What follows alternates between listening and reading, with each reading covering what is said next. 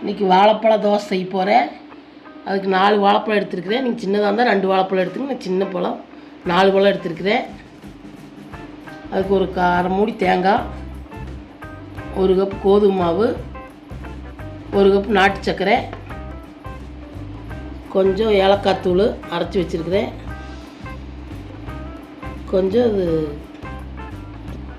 கொஞ்சம் சோடாப்பு. இந்த தோலை உரிச்சிட்டு எல்லாம் கட் பண்ணி அரைச்சிக்கலாம். அதுக்கு முன்னே கோதுமை மாவை சளிச்சுக்குங்க. சளிச்சாத ஓட்டுறாதீங்க, நல்லா சளிச்சு எடுத்துக்குங்க. நீ எல்லாம் கட் பண்ணி போட்டு தோசை மாவு பார்த்துக்கு அரைச்சிக்கலாம்.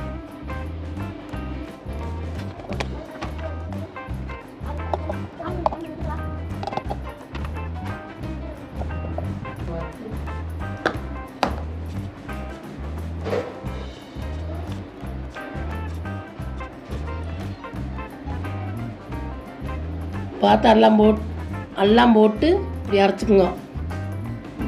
பழத்தை எல்லாம் நீ தோசைக்கல் பார்த்து வச்சு சிம்மில் வச்சு விட்டுக்கலாம். நெய் ஊற்றி விட்டுக்குங்க. நீ எப்படி சொல்லுன்னு காமிக்கிறேன். அடுப்பு பற்ற வச்சு தோசைக்கல் வச்சுங்க. சிம்மிலேயே வச்சுக்கோங்க, சூடாக வைக்காதீங்க. இப்படி கொஞ்சமாக நெய் தோட வைக்குங்க. நெய்யில் தான் சுடணுது. சூப்பராக இருக்குது. கல் காயிட்டு ஊற்றிக்கலாம். நீ கல் காஞ்சிருச்சு, ஊற்றிக்கலாம். ஊற்றி தலாவையெல்லாம் விடக்கூடாது, அப்படியே ஊற்றி விட்டுறணும்.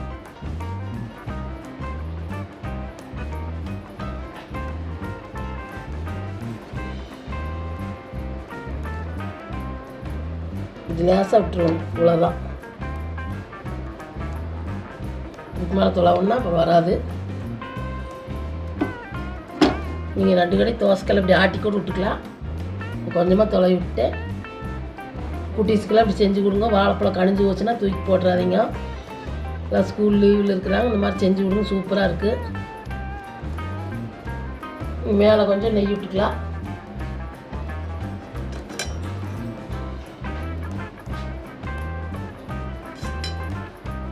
சிம்மிலேயே வச்சு வேவிச்சுக்குவோம். விசைய வச்சா அவரை திருப்ப முடியாது.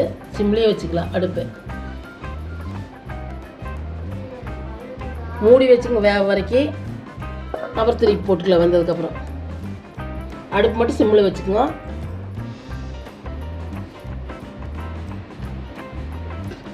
நீ ஓப்பன் பண்ணி பார்க்கலாம். வெந்துருச்சு. நீ திருப்பி போட்டுக்கலாம்.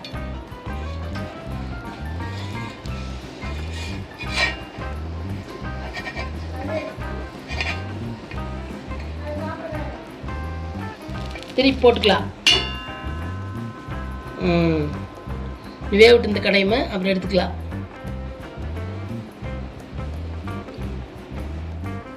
நீ எடுத்துக்கலாம். வெந்துருச்சு பாருங்க, சூப்பராக வந்திருக்குது. இன்னொன்று ஊற்றிக்கலாம்.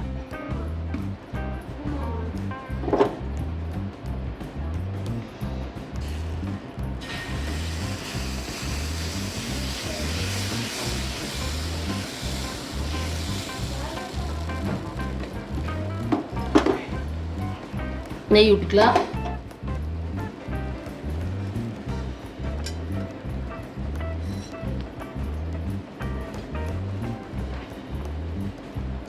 வேகிட்டு மூடி வச்சிடலாம்.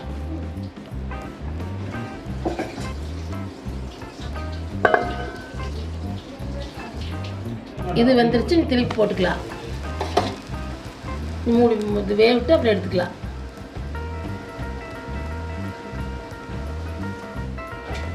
இது வெந்துருச்சு, எடுத்துக்கலாம்.